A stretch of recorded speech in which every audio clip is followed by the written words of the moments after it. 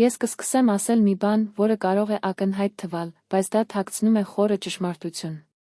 Պարզությունը միշտ չէ, որ թվում է, շատերն իրենց ամբողջ կյանքն են անցկացնում, կիսելով այն ամենն, ինչ իրենց զգում եւ մտածում են, հավատալով, որ բացարձակ անկեղծությունը իրական կապերի ձևն է, բայց վերջում է հիասթափության, մենակության կամ նույնիսկ դավաճանությունների։ Ես չեմ խոսում լսելու մասին։ Ես դա զգացի իմ մաշկի վրա։ Երբ նա փոքր էր, նա պիազմաբար հավատում էր, որ ազնվությունը ամենամեծ առաքինությունն էր։ Ես բացեցի իմ սիրտը, կիսեցի երազները, նախագծերը եւ նույնիսկ իմ առավել ինտիմ հույսերը, համոզվեցի, որ եթե ես թափանցիկ լինեի, այն կվերադառնա նույն մետաղադրամը։ Իվն սխալ է։ Առաջին դասերից մեկը եկել է դպրոցում։ Ես վստահում էի մեկին, ով կարծում էր, որ ես ընկեր եմ եւ բացահայտեցի մի գաղափար, որը ինձ սպառում էր, մի նախագիծ, որն ինձ էադորիկ դարձրեց, արդյունքը։ Այս մարդը յուրացրեց իմ գաղափարը իրենց շահի համար, այն ժամանակ ես կարծում էի, որ աշխարհը փլուզվել է, բայց դա հենց առաջին հերթին դառը հարվածներից առաջինն էր։ Դա այն դեպքում, երբ ես հասկացա, որ իրականությունն այնքան վարդագույն չէ, որքան մենք պատկերացնում ենք, երբ մենք տեսնում ենք ուրիշներին կույր վստահության ոսպնյակի միջոցով։ Ավելի ուշ, մեծահասակ, ես անընդհատ ենթարկվեցի ինքս ինձ ընկերների, գործընկերների, նույնիսկ մոտակա մարդկանց։ Ես խոսեցի իմ ծրագրերի, վախերի, նվաճումների եւ հիասթափությունների մասին, միշտ նույն պատրանքով, որքան կկատարվի։ Բայց պատմությունը կրկնվեց։ Ոմանք մի բան խոստացան եւ մի բան արեցին, ոմանք ծիծաղեցին հետևից, ոմանք օգտագործում էին իմ վստահությունները որպես գործարքի չիպ, եւ գիտեք, թե որն է ավելի վատը, ամեն անգամ ցավը դարձավ ավելի սուր։ Կարծես յուրաքանչյուր հիասթափություն փակեց իմ մի մասը։ Այդ ժամանակ ես որոշեցի փոխել ռազմավարությունը։ Ես սկսեցի ավելի շատ դիտել եւ ավելի քիչ խոսել։ Ես սկսեցի ուշադրություն դարձնել այն բանի վրա, թե ինչպես են մարդիկ արձագանքում, երբ ես գործեցի պարզապես խոսելու փոխարեն, դա գիտական փորձ չէր, բայց իրական կյանքի ապացույց, եւ արդյունքները բացահայտում էին, հարաբերությունները վերափոխվեցին։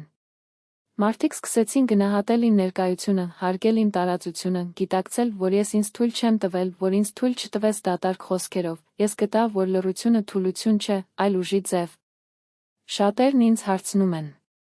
բայց արդյոք միայնակ չէ ամեն ինչ ձեզ համար պահել։ Իմ պատասխանը միշտ նույնն է. ոչ, երբ ընտրում ես լռություն հետախուզության հետ, լուրը չի նշանակում դատարկության մեջ ապրել։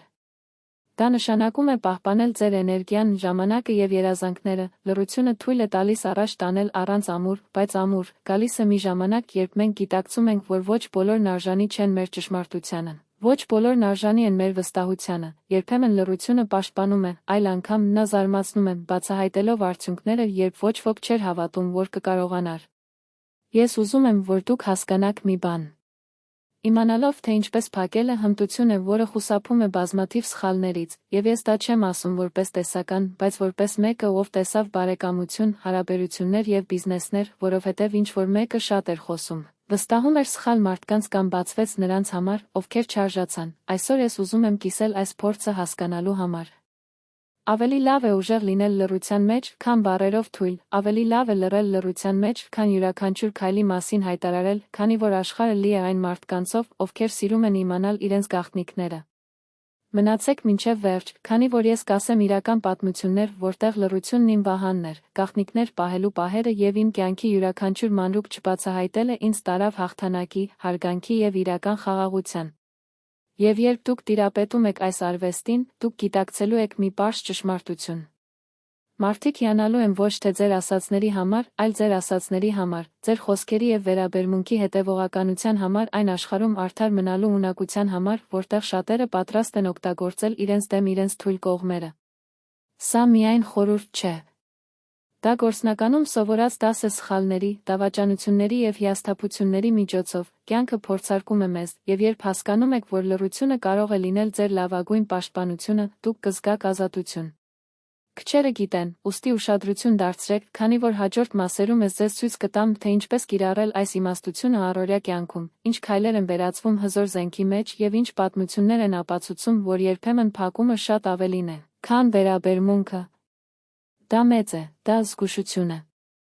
Երբ ես խոսում եմ որևէ մեկին ամեն ինչ չպատմելու մասին, ես չեմ պաշտպանում մեկուսացումը, ես խոսում եմ կյանքի ռազմավարության մասին, որը կեղծվել է տարիների ընթացքում, որը հանդես է գալիս որպես վահան ձեր երազների, ձեր ծրագրերի եւ հանգստության համար։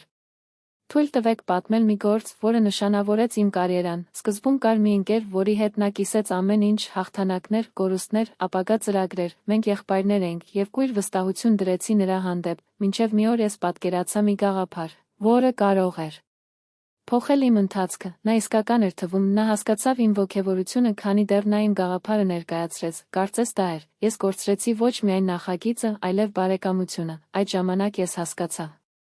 վստահությունը նման է ոսկու, այն պետք է ուշադիր դոզան լինի, ոչ բոլորն են մարում ազնվությունը, նույնիսկ եթե նրանց հետ անկեղծ եք։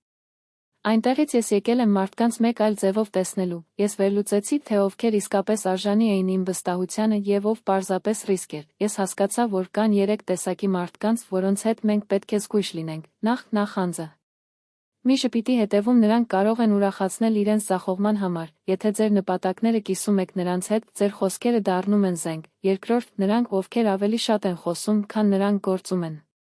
Նրանք սիրում են լսել իրենց ծրագրերը, դրանք իրենց շահի համար օգտագործելու համար, նրանց խոստումները գեղեցիկ են, բայց դատարկ են։ Նրանք չգիտեն, թե ինչպես պահել ուրիշների գաղտնիքները։ Երրորդ, նրանք, ովքեր չեն հարգում իրենց ժամանակը կամ իրենց տարածքը։ Ներխուժեք նրանց կյանք, մեծ ուշադրություն դարձրեք, բայց մի բարձրացրեք նրանց էներգիան, նրանց հետ ցանկացած բացումը դառնում է խոցելիություն։ Ես ձեզ չեմ ասում, որ մոտենում է աշխարհին, բայց սովորում եմ ընտրել այն մարդկանց հետ, ովքեր դա են բացում, բոլոր տարբերությունները դարձնում են։ Թույլ տվեք մեկ այլ օրինակ բերել։ Երբ ես սկսեցի իմ բիզնեսը, ես երազանք ունեի լռության մեջ, առանց աղմուկի։ Ես չեմ ասել իմ ծրագրերը նույնիսկ հետաքրքրասեր ընկերների համար։ Ես կենտրոնացած էի գործողությունների վրա։ Տարիներ անց, երբ նախագիծը աշխատեց և բացահայտեց, մարդիկ զարմացան։ Ինչպես ստացաք, գաղտնիքը պարզ էր։ Լռություն, ոչ ոք խանգարեց, ոչ ոք չի կասկածել, ոչ ոք սաբոտաժ չէ։ Նույնը վերաբերում է անձնական կյանքին։ Ես գիտեմ մարդկանց, ովքեր բացահայտում են իրենց հարաբերությունների, բախումների և խնդիրների յուրաքանչյուր մանրուք, կարծես ամեն ինչ կիսելը հոմանիշ էր թափանցիկության մեջ, արդյունքը՝ պահանջվող խորհուրդներ, դատողություններ, աներևակայություն։ Երբ պահում եք ձեր ինտիմ հարցերը, պահպանում եք ձեր ներդաշնակությունը և պահպանում ձեր սեփական գոյության վերահսկողությունը։ Դեռևս կա մեկ այլ սովորում, որ լռությունը սովորեցրեց ինձ։ Դա ինքնուրույն գիտելիքներ է, քանի դեռ չեք սովորում պահպանել ձեր մտքերը, չեք կարող ուսումնասիրել ձեր իրական խորությունը։ Դրանք վաղ կիսելով, նրանք կորցնում են ուժը, լռությունը, մյուս կողմից, թույլ է տալիս դիտարկել, արտացոլել և գործել ավելի իմաստուն, այն վերափոխում է հոգեկան քաոսը հստակության մեջ։ Իհարկե, փակումը չի նշանակում մեկուսացնել ինքներդ, միշտ խորհուրդ եմ տալիս ունենալ վստահության շրջան, բայց այս շրջանակը պետք է լինի փոքր և լավ ընտրված, իմանալու արվեստը, թե երբ պետք է խոսեք, և երբ փակելը միայն խոհեմության խնդիր է։ Դա միջոց է պաշտպանել իր էությունը մի աշխարհում, որտեղ շատերը տեսնում են իրենց թույլ կողմերը։ Պարզապես ունենաք 1 կամ 2 հոգի, որին իսկապես կարող եք վստահել, սա ձեր ինտիմ շրջանակն է, բայց նույնիսկ նրանց հետ, ամեն ինչ միանգամից չբացահայտելու արվեստը ուժեղացնում է վստահությունը։ Մի կիսեք ծրագրերը, մինչ նրանք դեռ սաղմնային են։ Մի բացահայտեք թույլ կողմերը, քանի դեռ իրական աջակցություն չեք զգում։ Այժմ որոշ գործնական խորհուրդներ։ Լսեք ավելին, ավելի քիչ խոսեք, մարդիկ սիրում են արտահայտվել, բայց ուշադիր լսելը հազվադեպ ունակություն է։ Լսելով, դուք տեղեկատվություն եք հավաքում և վերծանել ուրիշների իրական մտադրությունները, ձեր նպատակները գաղտնի պահեք, մինչև դրանք նյութականացվեն, կարիք չկա։ Յուրաքանչյուր քայլի մասին հայտարարելու համար, գործողությունը միշտ գերազանցում է բառերը։ Դիտարկեք ձեր շրջապատի արձագանքները։ Նրանք, ովքեր անկեղծորեն նշում են ուրիշների հաջողությունները, արժանի են վստահության։ Նրանք, ովքեր քննադատում են, նախանձում կամ համապատասխան գաղափարներ, իրենց կյանքում տարածության են արժանի։ Իմացեք, թե ինչպես կարելի է գնահատել հետևանքները։ Ինչ-որ բան կիսելուց առաջ հարցրեք ինքներդ ձեզ, եթե դա կբերի օգուտ կամ ռիսկ, պաշտպանեք ինքներդ ձեզ կամ բացահայտի ձեր խոցելիությունը։ Պահպանեք ձեր ներքին առանցքը, լռությունը պահանջում է կարգապահություն։ Գիշերվա ընթացքում չի առաջանում, բայց երբ տիրում եք այս պրակտիկային, դուք զգում եք վերահսկողություն ձեր սեփական գոյության նկատմամբ։ Ես կարող եմ մեջբերել բազմաթիվ պահեր, երբ լռությունը խնայել է ինձ դավաճաններ, հիասթափություններ և ավելորդ հակամարտություններ։ Ես տեսա, որ մարդիկ վատնում են ժամանակը և էներգիան, տարածելով պլաններ աշխարհը, պարզապես սթրեսը և ցավը քաղել է, երբ ձեր վստահությունն օգտագործվեց նրանց նկատմամբ։ Հիշեք, լռությունը թուլություն չէ, դա ռազմավարություն է, դա միաժամանակ աճի, վահան և ուժի գործիք է, ով գիտի, թե ինչպես փակել և գործել նպատակներով, տանում է իր սեփական կյանքը։ Նրանք, ովքեր չափազանց շատ են խոսում, հաճախ կորցնում են հրամանը։ Ամենից առաջ լռությունը համբերություն է սովորեցնում, այն սովորեցնում է ձեզ, թե ինչպես գնահատել ձեր խոսքերը, ձեր գործողությունները, այն սովորեցնում է, որ աշխարհը լի է մարդկանցով, որոնք պատրաստ են իրենց ազնվությունը որպես զենք օգտագործել։ Եվ միայն որոշեք, թե ում վստահեք, թե ոչ։ Լռությունը չի մեկուսացնում, ընդհակառակը, այն դարձնում է ավելի ուժեղ, ավելի կենտրոնացած և պատրաստված իրական հաջողության։ Ես ուզում եմ, որ դուք դա հասկանաք ոչ միայն տեսականորեն, այլև գործնականում, նշեք, վերլուծեք, լռությամբ գործեք, և արդյունքները կգան։ Հաջորդ քայլում ես ձեզ ցույց կտամ, թե ինչպես կարելի է կիրառել այս գիտելիքները առօրյա կյանքում, լռությունը վերածելով իշխանության և հարգանքի, քանի որ իրական իմաստությունը բառերից չի բխում, այլ փորձից, գործողությունից և ձեր մտքերը ձեզ հետ պահելու ունակությունից։ Մենք արդեն միասին ճանապարհորդել ենք միասին։ Առաջին կյանքի դասերից, անցնելով սխալների և հիասթափությունների, մինչև հասկանաք լռության ուժը, հիմա ժամանակն է համախմբել այս սովորումները։ Առաջին հիմնական կետը։ Լռությունը ուժ է, ոչ թե թուլություն։ Շատերը կարծում են, որ յուրաքանչյուր մտքի բացահայտում և կիսելը քաջություն է, բայց իրական քաջությունն է պահպանել իր ներքին ուժը, պահպանել աշխարհը և գործել առանց բոլոր տառերը բացահայտելու։ Նրանք, ովքեր յուրաքանչյուր քայլ հայտարարում են, հաճախ դառնում են ինտրիգի, նախանձի և մանիպուլյացիայի թիրախ, ով է գործում լռության մեջ, նպատակներով և խղճով, գերակշռում է իրենց ճակատագիրը։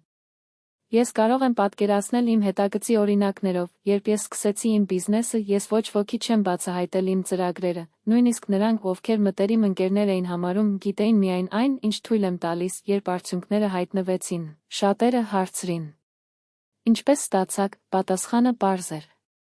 Ես լռությամբ գործեցի, ես նկատեցի, վերլուծեցի, պաշտպանեցի իմ գաղափարները, մինչև նրանք իրականություն չլինեին, դա ինձ առավելություն տվեց, հարգանք և ներքին հանգստություն։ Երկրորդ ուսուցում։ Ոչ բոլորն են արժանի իրենց ճշմարտությանը, մեր շրջապատի մարդիկ բազմազան են, ոմանք անկեղծ են։